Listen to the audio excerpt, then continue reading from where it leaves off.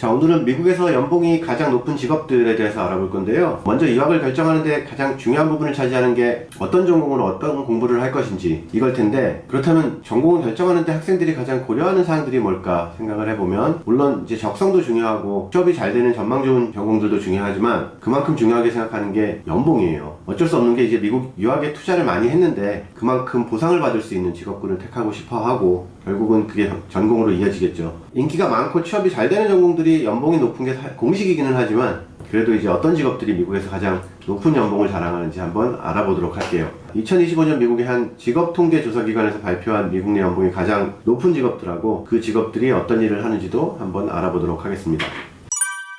자, 미국 평균 연봉 1위는 Pediatric Surgeon, 소아과 의사예요. 저도 약간 의외이긴 했는데 우리나라하고는 다르게 소아과 의사 연봉이 가장 높은 걸로 통계가 나왔고요. 평균 연봉이 45만 불을 조금 넘어요. 소아과 의사들은 18세 이하의 태아, 신생아, 소아, 청소년 환자들한테 이제 수술이나 치료를 주업무로 하는 외과 전문의고, 희귀병이라던가 난치성 질환이라던가 아니면 선천적 기형, 이런 다양한 이제 질환들을 진단하고 치료하는 역할을 합니다.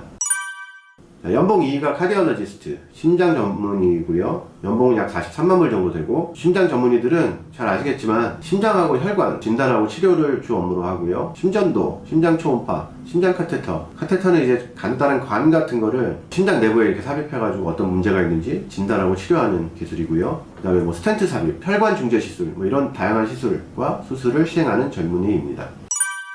연봉 3위는 외과 전문의, 설전이 차지를 했고요. 약 37만 불 정도. 자, 외과 전문의들은 뭐 잘 아시겠지만 수술이나 뭐 외과적 치료 등을 통해서 이제 신체 외상이나 내장기관의 질병들을 치료하고, 뭐 분야에 따라서 정형외과, 신경외과, 아니면 흉부외과 뭐 이렇게 세분화되기도 해요.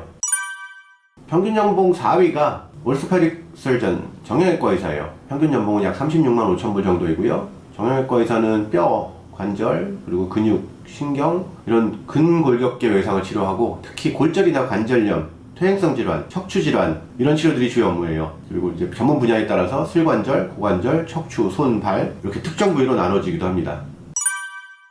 자, 5위는 라디올로지스트, 방사선 전문이고요. 방사선 종양학과하고 영상의학과로 나눠져요.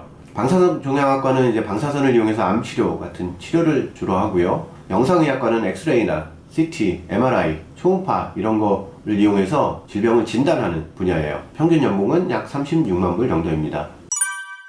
6위가 피부과 전문의, Dermatologist이고요. 평균 연봉은 약 34만 7천 불 정도예요. 워낙 잘 아시겠지만 피부 질환부터 미용까지 다양한 시술과 치료를 주로 합니다.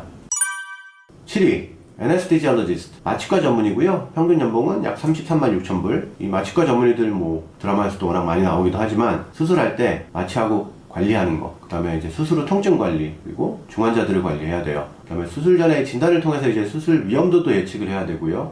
수술 중에 환자의 혈압, 맥박, 산소 포화 등을 이제 실시간으로 체크하면서 마취 상태를 유지하고, 그 다음에 수술 후에는 마취로 인한 통증이라던가 증상도 관리를 해줘야 돼요. 그리고 이제 중환자실에서는 호흡 관리, 심폐소생술 등의 주요 업무를 담당합니다. 8위가 Oral and Maxillofacial Surgeon, 그냥 오랄 설전이라고들 많이 불러요. 이제 구강학 안면 외과 전문이고요. 구강하고 턱, 그리고 얼굴 부위의 질환들을 치료하고, 그다음에 매복치라던가 사랑니 발치, 임플란트, 양악수술, 안면 골절의 재건, 구강암 치료 등의 주요 업무를 담당을 해요. 보통 우리나라는 치과 의사들이 사랑니 발치를 하지만 미국은 이렇게 매복치라던가 사랑니를 오랄 설전들이 해야 돼요.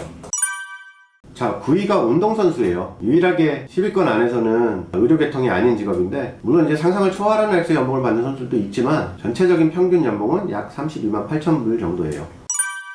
자, 마지막으로 10위가 Emergency Medicine Physician인데 응급의학과 전문의예요. 평균 연봉은 약 32만 불 정도 되고요. 우리 왜 중증외상센터 같은 드라마에서 많이 보셨던 것처럼 24시간 365일 응급 환자를 전문으로 하고요. 심폐소생술이라던가 외상, 중독, 쇼크, 재난, 이런 다양한 응급 상황에 대처하고 진단, 처치를 하는 의사들입니다.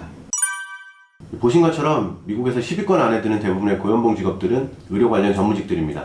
이 10위권 내에 드는 직업들 외에도 안과, 신경과, 산부인과, 정신과, 이런 전문의들하고 병리학자들이 고연봉 직업군에 속해 있어요. 그래서 20위권 내 고연봉 직업들을 살펴보면 대부분이 다 의료 관련 전문직이라고 해도 과언이 아닙니다.